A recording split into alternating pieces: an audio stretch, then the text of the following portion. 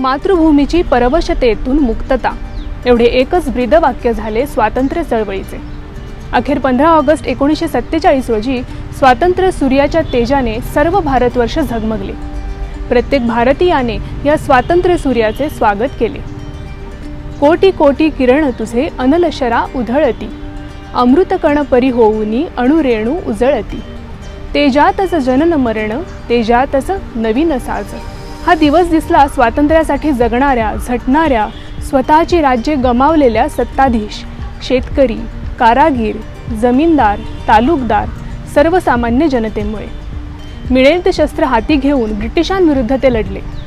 तरी ही क्रांती सुरुवातीच्या काळात ज्या त्या भागातील जुन्या राजवटीचे पुनरुज्जीवन करण्यापुरती मर्यादित होती.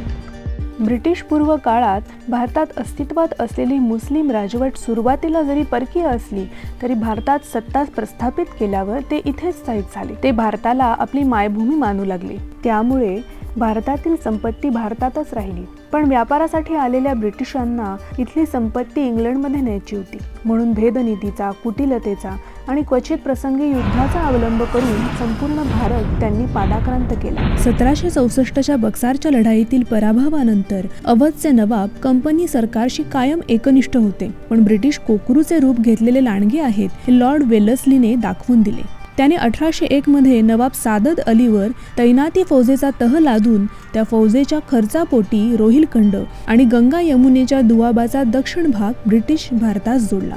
13 फेब्रुवारी 1856 रोजी लॉर्ड डलहौसीने ज्या क्रूर, अमानुष, अनैतिक, विधिनिषेध शून्य लुटारू पद्धतीने अवधचे राज्य खालसा केले, त्या लुटमारीला जागतिक इतिहासात तोड नाही. याचे सर्व जनतेला आर्थिक परिणाम सोसावे लागले.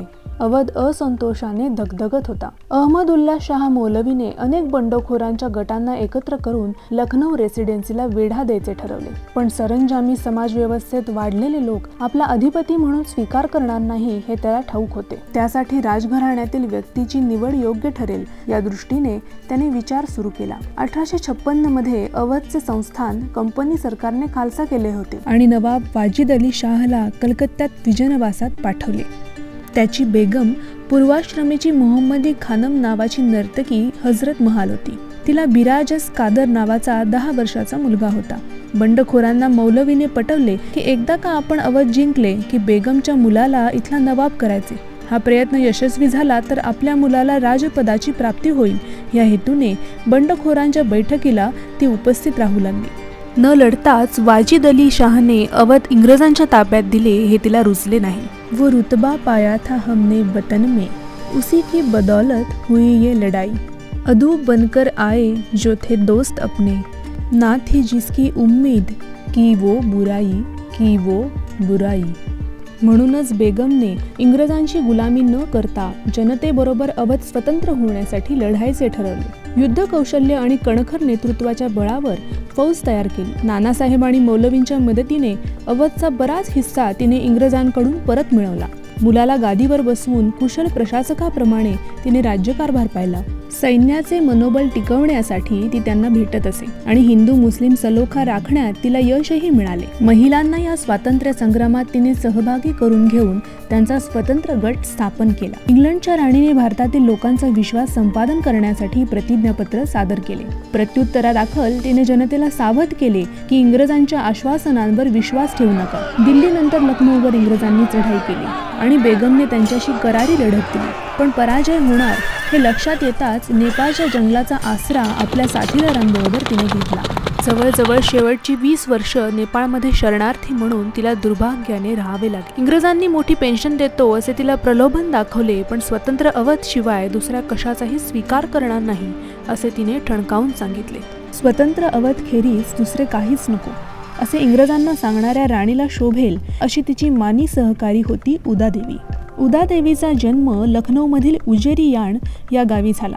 तिचा विवाह मक्का पासी याच्याशी झाला. लखनौ आणि आसपासच्या परिसरात मारो फिरंगिको या नाऱ्यासह ब्रिटिशांच्या कत्तलींना प्रारंभ झाला. सर हेनरी लॉरेन्स यांनी लखनौमधील लष्करी छावणीत ब्रिटिशांना ठेवले. क्रांतिकारकांनी छावणीला वेढा दिला आणि त्या हल्ल्यात तो मरण पावला.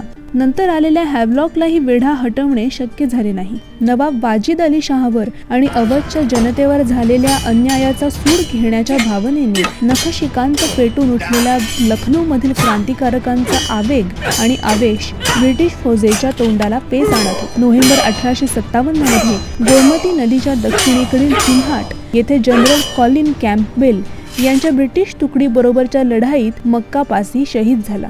त्याचा बदला घेण्याचे उदादेवीने ठरवले. जेव्हा सैन्य सिकंदरबाग महालाजवळ आले तेव्हा ती एका झाडावर चढली. तिने एकटीने 32 ते 36 सैनिकांना ठार केले. झाडावर लपून गोळीबार झाला असल्याचा संशय येताच ब्रिटिश सैनिकांनी एका पिंपळाच्या झाडावर गोळीबार केला. तेव्हा एक मृतदेह झाडावरून खाली पडला. पुरुषाचा पोशाख केलेली ती उदादेवी होती.